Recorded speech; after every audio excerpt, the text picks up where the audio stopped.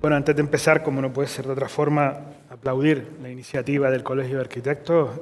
Vicente, José Feijóo, muchísimas gracias por esta séptima edición ya de estas jornadas, con lo cual la verdad que son un éxito, así que muchísimas gracias por haber contado con nosotros, por haber pensado que este proyecto tenía cabida en el ámbito en el que estamos hoy y la verdad que encantado de poder participar. Vamos a hablar estamos aquí para hablar de sostenibilidad, ¿no? Este proyecto ya no se enmarca en el ámbito urbano, en el ámbito de la ciudad. Tenemos que salir un poquito del entorno habitual, pero sí que desde el primer principio ya Vicente hablaba de cambio climático, Vicente también hablaba de adaptación y mitigación. Este es un proyecto que va directamente encaminado a mitigar esos efectos del cambio climático y es lo que consideramos nosotros la respuesta al cambio climático en el que se encuentra el planeta. Como resumen, soy el único ponente que está aquí de la jornada en la que participé, hay un aspecto que sí que se repetía mucho y que era el fondo de todas las intervenciones de la jornada, y es la gobernanza. Gobernanza, que estamos acostumbrados a utilizarlo mucho últimamente, pero cómo condiciona todas esas infraestructuras.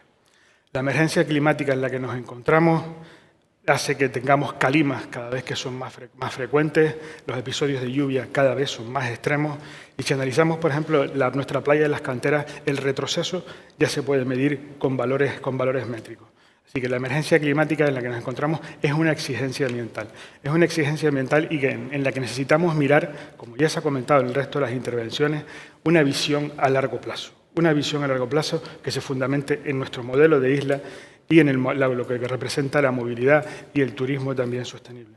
Regina hablará ampliamente después de la movilidad, pero sí que para atender a esa emergencia climática, a esos efectos con los que nos encontramos, Salto de Chira aporta dos ejes fundamentales. El primero de ellos es el almacenamiento.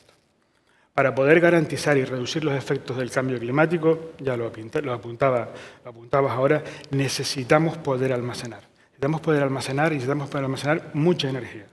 Para poder integrar energía renovable en un sistema, ante la variabilidad que tienen las energías renovables, necesitamos poder desacoplar en determinados momentos, es decir, que la generación no es igual a la demanda y en esos momentos ese exceso necesitamos poder almacenarlo y necesitamos después volver a integrarlo en condiciones de garantía de suministro y seguridad a nuestro sistema eléctrico. Recordemos además que la isla tiene un único sistema eléctrico, no estamos interconectados con otro sitio. Eso nos hace que sea un sistema eléctrico mucho más vulnerable, con lo cual los aspectos de garantía de suministro y seguridad del sistema son aspectos que son decisivos. Y el otro eje fundamental del proyecto, por el que hemos trabajado muchísimo, me ha encantado, Elsa, tu reflexión sobre la participación y la información, la apuntaré porque me ha gustado mucho, es que el proyecto incorporara un excedente de agua. El proyecto incorpora 700.000 metros cúbicos de agua excedentaria además a la cota 900, lo cual es una garantía para el riego agrícola en toda la zona de medianías y cumbres de Gran Canaria. Esto es un hecho histórico comparable a la puesta en marcha de la primera planta desaladora en los años 70. Disponer de agua a esas cotas va a permitir que podamos garantizar el riego agrícola en la zona de medianías y cumbres, a los que habitualmente les aplicamos restricciones en el agua y que en muchas ocasiones implica pérdida de parte de los cultivos. Es un aprovechamiento hidroeléctrico que combina lo mejor de dos tecnologías y eso es una de las cosas que lo hace tan especial. Canarias puede presumir de muchas cosas, pero si hay una de las que puede presumir es que somos pioneros desalando. Sabemos desalar, controlamos el proceso de una forma muy precisa y el proyecto incorpora una planta desaladora para atender a las pérdidas de evaporación e infiltración. Pues realmente plantear un aprovechamiento hidroeléctrico que se basa en mover agua de un embalse a otro sin tener un curso continuo, pues necesitamos poder garantizar esa operación hidroeléctrica y eso se realiza mediante una planta desaladora ubicada en la desembocadura del barranco de Arguineguín que eleva el agua hasta el depósito inferior, que es la presa de Soria, donde queda a disposición del sistema para en esos momentos en los que es necesario que desacoplemos generación y demanda, ese excedente sirva para elevar el agua hasta el embalse superior, que es el de Chira, quedando a disposición del sistema hasta que sea necesario. En esos momentos, El agua desciende del embalse superior al inferior y se devuelve al sistema la energía que previamente se ha almacenado. Este es un aspecto decisivo de este proyecto. Esta central Salto de Chira no participa del negocio de la generación. Es una central que ejecuta el operador del sistema con objeto de dar garantía de suministro, seguridad al sistema y la integración de energías renovables que no son gestionables.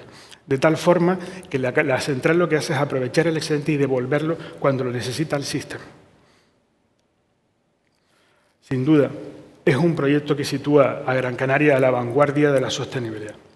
Es un diseño innovador totalmente. Estábamos acostumbrados a generar durante el día y bombear durante la noche y nos encontramos con una central que tiene que atender a unas operaciones muy singulares.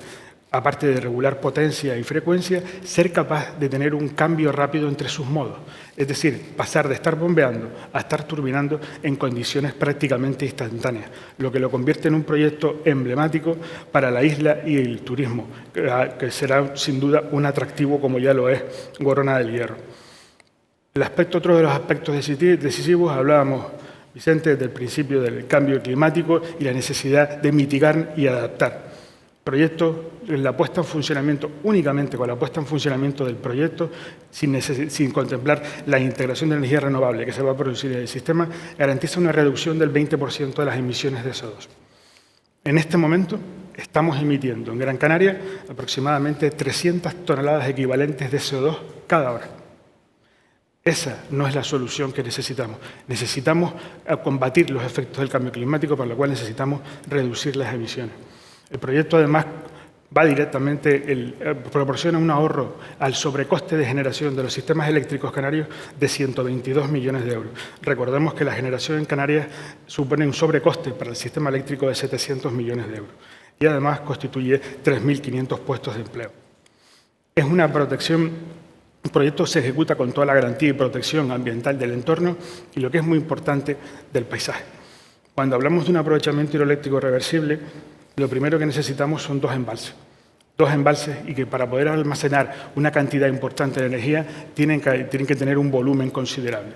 En nuestro caso tenemos nuestras dos presas, las presas de Chira y Soria, dos embalses infrautilizados que lo que vamos a hacer es conectarlos además con una central hidroeléctrica subterránea, con lo cual la afección al paisaje es mínima en todo el entorno. De forma complementaria, estábamos hablando antes de la gobernanza de los proyectos, de que los proyectos incorporen, fruto de la participación, además, como apuntaba Elsa, incorporen medidas complementarias. Desde la subrogación de este proyecto en el año 2015, fruto del trabajo con Red Eléctrica, se incorpora como una medida adicional al proyecto una senda peatonal. Una senda peatonal que tiene por objeto dotar de una medida adicional para los vecinos de la zona que permitan disfrutar de ese barranco. Habitualmente los vecinos y todos los que visitan ese barranco caminan a lo largo de la carretera. Esto es una medida adicional incorporada al proyecto. A mí me gusta terminar esta presentación con una reflexión que sirve para este proyecto, que servirá para el futuro proyecto de Regina, para todas las infraestructuras que comentábamos al principio, estratégicas, o a todas esas infraestructuras que van a cambiar nuestro modelo, que van a condicionar, aunque sea fuera de la ciudad, nuestro desarrollo en la ciudad y el desarrollo de energías renovables en la ciudad. Para muchos, o para este caso en concreto, el que nos trae aquí hoy de Salto de Chira, la realidad es que no existe alternativa. La alternativa es que no hagamos nada. Y no hacer nada sí que para Gran Canaria tiene un impacto que es inasumible. Muchísimas gracias.